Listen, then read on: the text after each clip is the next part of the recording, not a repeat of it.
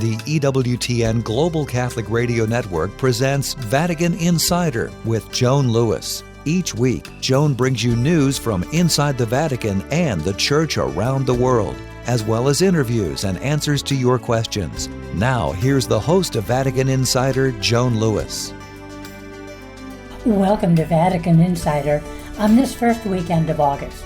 My word, how time flies. Is summer really almost over?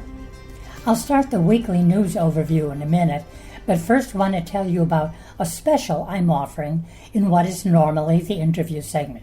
I'm going to take you on a journey through Rome's celebrated catacombs. If you've just been to Rome or will be here in the fall, or perhaps coming next year for the Jubilee year 2025, you will surely be visiting one of Rome's many catacombs, perhaps even the Scavi in the Vatican, the site of St. Peter's tomb. So stay tuned for that. Now some news highlights. Sunday, July 28th, the Church celebrated the Fourth World Day for Grandparents and the Elderly. Following his Sunday Angelus address to the faithful in St. Peter's Square, Pope Francis noted that this year's theme is "Do not cast me off in my old age." He said we cannot grow accustomed to abandoning the elderly. For many elderly people in these summer days, loneliness risks becoming a difficult burden to bear. This day, he said, calls us to listen to the voice of the elderly who say, "Do not abandon me," and to answer them, "I will not abandon you." Our future depends a great deal on how grandparents and grandchildren learn to live together. Francis then asked for a round of applause for all grandparents, and the faithful in St. Peter's Square obliged. Also at the Angelus, Pope Francis offered his prayers for the victims of the large landslide that swept through a village in southern Ethiopia. He said he's close to the suffering people and to the rescue workers providing assistance. The death toll of 257 victims continues to rise, following the double devastating landslides engulf a zone southern Ethiopia. The population, of course, affected is in desperate need of humanitarian aid. Francis then pointed out how so many people in the world are suffering from calamities and hunger, yet the manufacture and sale of weapons continues, fueling wars large and small, and consuming global resources. He called it a scandal the international community should not tolerate, as well as a contradiction to the spirit of fraternity marking the Olympic Games that opened in Paris. He underscored that war is always a defeat for humanity. Tuesday, July 30th. In his prayer intention for the month of August, the Holy Father invites the faithful to join him in prayer that political leaders be at the service of their own people, working for integral human development and the common good, taking care of those who have lost their jobs, and giving priority to the poorest. In his video message announcing the month's intention, Pope Francis acknowledged that politics does not have a very good reputation. Nonetheless, he said, politics properly so called, as opposed to politicking, listens to what is really going on, and it's at the service of the poor. It's concerned for the unemployed. If we look at it in this way, the Pope said, politics is much more noble than it appears. So, he added, as we pray for political leaders, we should be grateful for the many politicians who carry out their duties with a will to serve, not one of power, who put all their efforts toward the common good. Also Tuesday, July 30th. In his address to some 70,000 altar servers gathered in St. Peter's Square as part of their week-long pilgrimage to Rome, Pope Francis highlighted the deep meaning of the motto chosen for the international event. And that motto is just two words, "with you."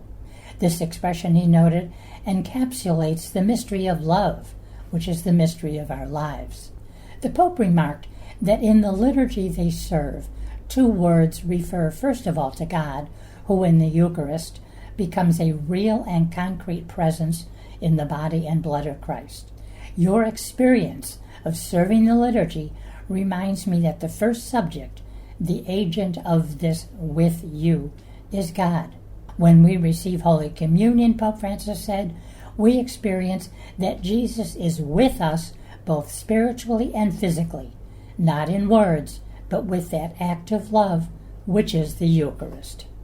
Wednesday, July 31st. In the afternoon, Pope Francis paid a surprise visit to Luna Park, a celebrated amusement park in the seaside town of Ostia, 20 miles southwest of Rome. According to the Vatican press office, Pope Francis arrived in Ostia at 3 p.m. to visit Sister Genevieve Jean Gros, a Little Sister of Jesus, and the community of carnival and circus performers at Luna Park. The communique added that the Holy Father blessed the statue of the Madonna, protectress of traveling entertainers and circus workers, and that he greeted the families and children present. Francis returned to the Vatican at 4:30. Ostia Antica, called Rome's imperial port by Archaeology magazine, is also known for its extraordinary Roman ruins. The city is currently hosting the first edition of Ostia Summer Park, a free festival within Luna Park. Today is the final day of the Holy Father's summer break, known here as a staycation. July is his preferred month to have some time off. By the way, July 31st is also the feast of St. Ignatius of Loyola, founder of the Jesuits, the order to which Pope Francis belongs. Thursday, August 1st. The Holy See urged all political parties in Venezuela to engage in dialogue and peaceful attitudes amid reports that around 20 people have died in protest in the wake of Sunday's presidential election. Protests have engulfed Venezuelan cities since results were announced in Sunday's election. The government says voters handed the incumbent, President Nicolas Maduro, a third term in office. At least 20 people died in ensuing protests, according to Human Rights Watch, as security forces and protesters continue to clash in various parts of the country. Vatican News reported that the Holy See's permanent observer to the Organization of American States expressed support for the Venezuelan bishop's call on Tuesday for electoral transparency. Monsignor Juan Antonio Cruz Serrano said the Holy See supports the democratic vocation of the Venezuelan people, demonstrated in the massive, active, and civic participation of all Venezuelans in the electoral process. He was speaking at an extraordinary session of the OAS's Permanent Council. This was held in Washington on Wednesday. At the meeting, OAS member states failed to pass a resolution calling for the Venezuelan government to be transparent with the election results. The resolution required 18 votes to pass, but only 17 states voted in favor and 11 abstained.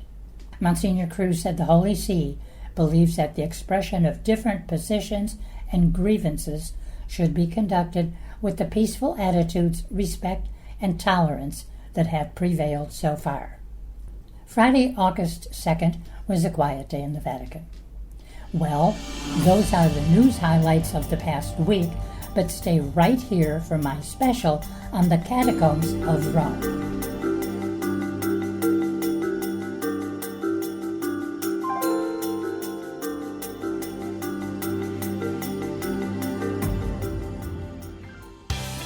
To Mary, the Mother of God, for help bearing witness to the gift of life with the National Life Rosary. Designed exclusively for EWTN, the unique centerpiece and crucifix represent the reality that all life is sacred and begins at conception.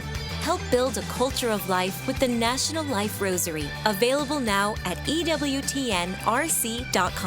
EWTN is the Global Catholic Network. Have you ever noticed that the world associates fanaticism with religion? But G.K. Chesterton says the strangest fanaticism that fills our time is the fanatical hatred of morality, especially Christian morality. It's the irreligious who are fanatical in their hatred of religion. They hate religion because religion is the only basis for morality. They hate morality because it's clear that they prefer things to be vague to the point where they can call wrongs rights. You cannot call something a right when it defies God's laws. We can only call it a sin. If we really care about respecting human rights, Chesterton says, we need to treat them as divine rights. All rights come from God, and God is not going to break his own laws. Neither should we. Spend more time with the Apostle of Common Sense. Visit chesterton.org for more information. Welcome back to Vatican Insider. Here's Joan Lewis. Welcome back to Vatican Insider. This week, in what is normally Vatican Insider's interview segment, I want to take a look at some of the most celebrated landmarks of Rome, visited by millions of tourists, the amazing, mysterious, yet inspiring catacombs. You may remember that Pope Francis visited the Catacombs of Priscilla on All Souls Day, November 2, 2019, to mark the commemoration of all the faithful departed with the celebration of Holy Mass. Large numbers of early Christian martyrs were buried in the Catacombs of Priscilla, which was known as the Regina Catacombarum, the Queen of the Catacombs.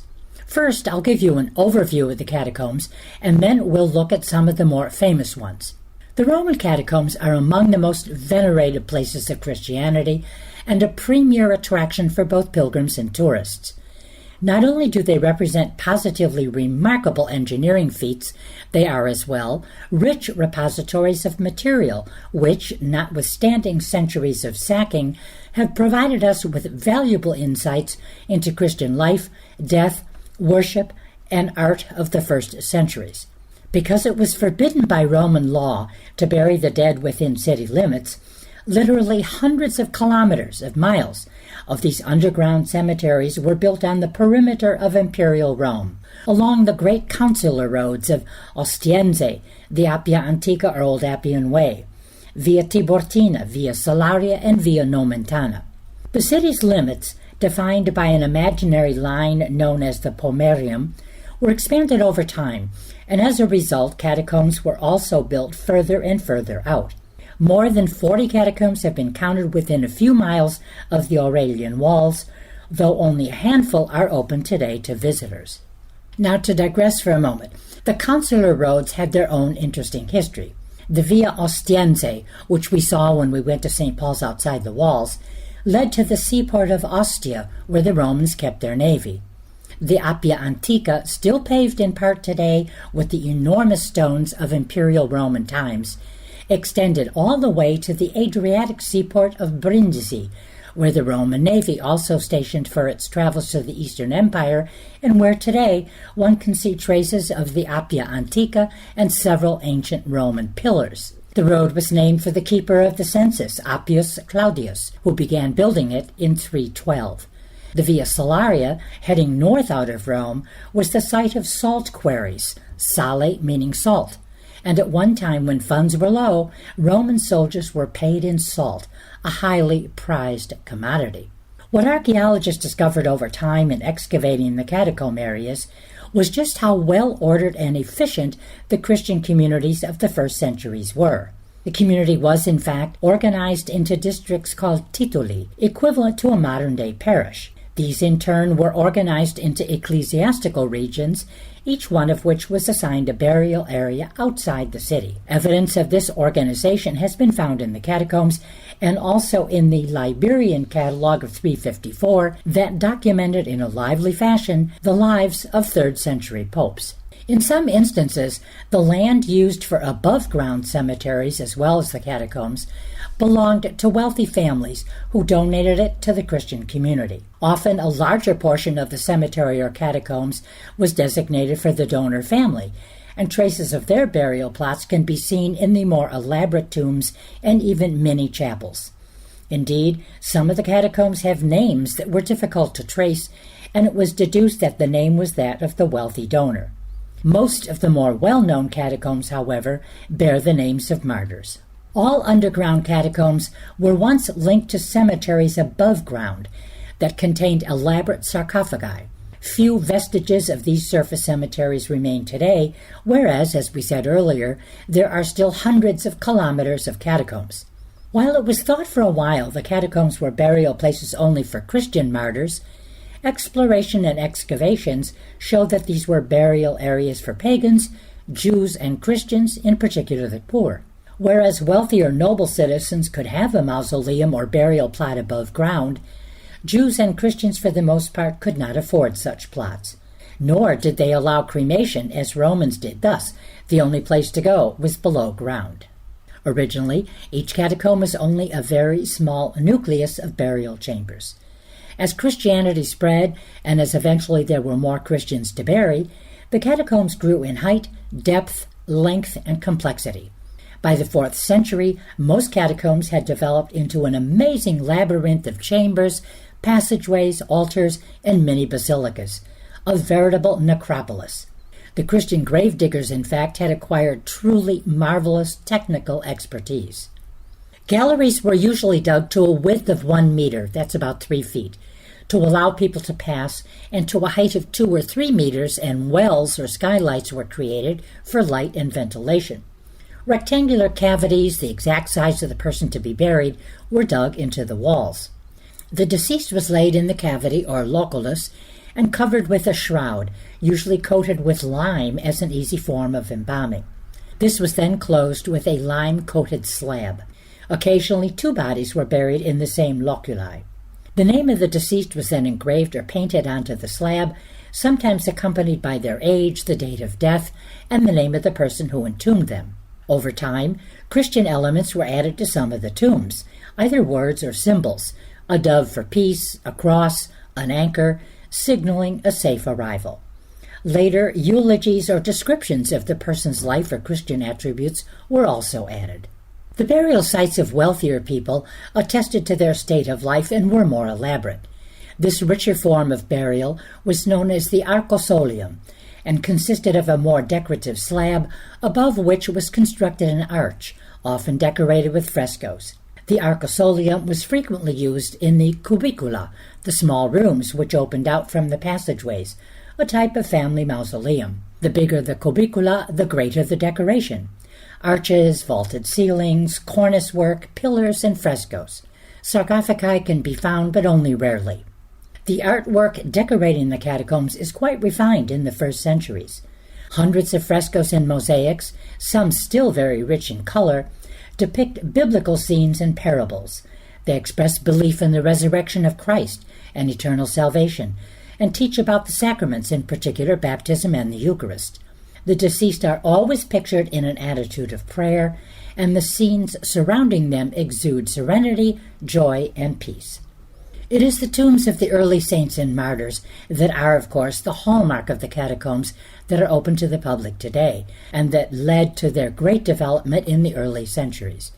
Devotion to the martyrs led many Christians to make pilgrimages to their burial places, and that's why we're here today. In fact, those catacombs dedicated to martyrs were and are among the most visited and well preserved. Pope Damasus, Pope from 366 to 384, a great admirer of the martyrs, sought out their tombs and restored and embellished them, ordering many of them to be inscribed in elegant calligraphy with verses he himself composed. Over time, to make room for the ever-increasing number of pilgrims who wished to pray at the tombs of the martyrs, areas were enlarged and small chapels or even basilicas were built. Larger liturgical gatherings took place, however, in the churches built above ground, over the tombs. We saw, for example, how Pope Honorius built the basilica over the tomb of St. Lawrence and over the catacomb of St. Cyriaca. For several centuries, until the end of the 8th century when pilgrimages began to decline, specific itineraries were even mapped out for the faithful who wished to visit the catacombs and tombs of the martyrs. In time, due to sacking by the Vandals and Lombards, the suburban or peripheral areas of Rome were abandoned, and this included some of the catacombs. To safeguard the relics of saints and martyrs who were in the catacombs, many were brought to Rome and placed in churches. Catacombs fell into general disuse, and for centuries the precise location of some of them was not even known. Only a few continued to be visited through the Middle Ages. A serendipitous discovery in 1578 of a nuclei of subterranean galleries with magnificent paintings on the Via Salaria led to renewed enthusiasm for the catacombs among historians, scholars, and archaeologists. One scholar, Antonio Bosio, even earned the nickname the Columbus of underground Rome for his discoveries and subsequent erudite studies. While this led to great works, some less well-intentioned archaeologists did despoil several of the catacombs, resulting in what we see today in some areas: damaged sarcophagi, broken stone funeral slabs, and the like. Fortunately for us, Pope Pius IX set up the Pontifical Commission for Sacred Archaeology in the 19th century, and the work of destruction came to an end. Today, thanks to the February 11, 1929 Lateran Pax between Italy and the Holy See, the catacombs, by virtue of Article 33, are entrusted to the Holy See, which sees to their exploration, care, and preservation. Of the 7 catacombs open today to the public, the 3 most visited are St. Calixtus, via Appia Antica 102, St. Sebastian, via Appia Antica 134, where there's also the basilica of the same name, and Domitilla, via delle Sette Chiese 282. The other catacombs open are Priscilla, via Salaria Nuova, St. Lawrence outside the walls, via Tiburtina, St. Agnes, via Nomentana, and San Pancrazio, via Vitellia. St. Calixtus is the oldest of all the ancient cemeteries. All the popes of the 3rd century, with the exception, oddly enough, of Calixtus himself, as well as 3 bishops, are buried here. It is believed that, because of disturbances surrounding his martyrdom, Pope St. Calixtus is buried on the Via Aurelia in Calepodio. Inscriptions on the various tombs identify them as those of martyrs or bishops. One of the most visited crypts here is that of St. Cecilia. In the niche, illuminated by a large skylight, is a copy of the famous statue by Maderno, depicting Cecilia at the moment of her death. The original is in the Basilica of Santa Cecilia in Rome's Trastevere neighborhood. Behind the crypts of the popes and St. Cecilia is the vast primitive area of the catacombs, with its series of long, seemingly endless intertwining galleries, some as high as 5 stories, the staircases, and 6 frescoed cubicula known as the Cubicula of the Sacraments, where we see numerous references to the sacraments of baptism and the Eucharist. The catacombs of Domitilla contain a number of very large tombs and are, in extension, larger than St. Calixtus. They take their name from the martyr Domitilla, a relative of the Emperor Domitian and daughter of the 2nd consul Flavius Clemens. She died during the persecution at the end of the 1st century. In addition to the endless labyrinth of galleries, the most outstanding feature of these catacombs is the large aisled basilica built deep below the surface. The church is dedicated to Saints Nereus and Achilles, 2 soldier martyrs who were later honored by Pope Damasus with one of his numerous inscriptions. The surrounding galleries were demolished to make room for the basilica, built between 390 and 395, whose altar was placed over their tomb. The St. Sebastian catacombs were referred to in ancient documents as the Memorial of the Apostles, as it was on this spot that the Apostles Peter and Paul were first jointly venerated. Their remains had been transferred here from their tombs on the Via Ostiense, St. Paul's, and on Vatican Hill, St. Peter, at a time when they were thought to be in considerable danger of profanation. It must be remembered that many relics were considered in danger for several reasons. Either people simply wanted for themselves some reminder or remnant of the saint or martyr they venerated, or, as was the case with civil authorities, especially those who were against the new Christian faith, it was felt that by destroying a relic, they would destroy the faith of the followers. Some historians believe there was no element of danger involved for the relics of the apostles, but rather that they were brought here simply because it would be easier to venerate the 2 great apostles together on their feast day in one single location.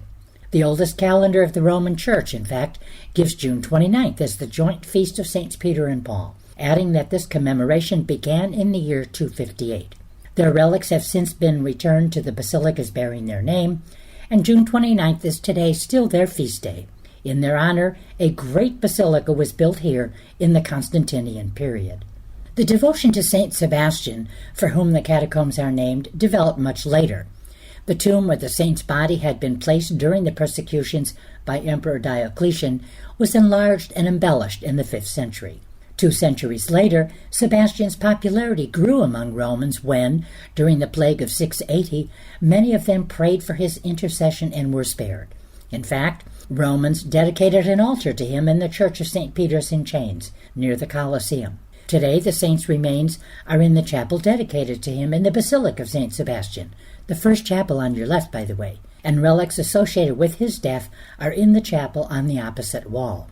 The Catacombs of Priscilla, which Pope Francis visited, are in the northern part of Rome on the Via Salaria, the one named for the salt quarries. Some of the most ancient and extensive of all the catacombs, the name comes from the owner of the land, a member of the nobility, as we see from the word clarissima on an epitaph.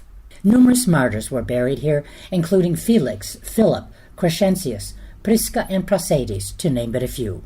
7 popes were also buried here: Marcellinus, Marcellus, Sylvester I, one of the 11 longest pontificates in history, Liberius, known for building the Basilica of St. Mary Major, Siricius, Celestine, and Vigilius. The upper level of underground corridors is the most ancient of the network of corridors and contains paintings and stuccos of the earliest Christian art with scenes from the Old and New Testament. Noteworthy among the many frescoes is that of the, quote, breaking of the bread, with its references to the miracle of the loaves and fishes and to the Eucharistic banquet, and also 2 paintings of the Virgin Mary dating from the first half of the 2nd century, considered the most ancient in existence. In one, Mary is depicted with the child Jesus in her arms and a prophet at her side. In the second, she is seated with an angel in front of her, a clear reference to the Annunciation. I hope you've enjoyed this trip through time at the fascinating catacombs, and when you're in Rome, maybe you'll have a way to listen to this podcast as you walk through them. For more information on these stories, or to check out Joan's blog and to ask her a question, go to EWTN.com. That's EWTN.com. Thanks for listening to Vatican Insider on the EWTN Global Catholic Radio Network. Celebrating the precious gift of life. This is EWTN Radio. This is Dr. Greg Popchak from More to Life, helping you celebrate a holier life and healthier relationships. Monday morning, 10 a.m. Eastern on EWTN Radio.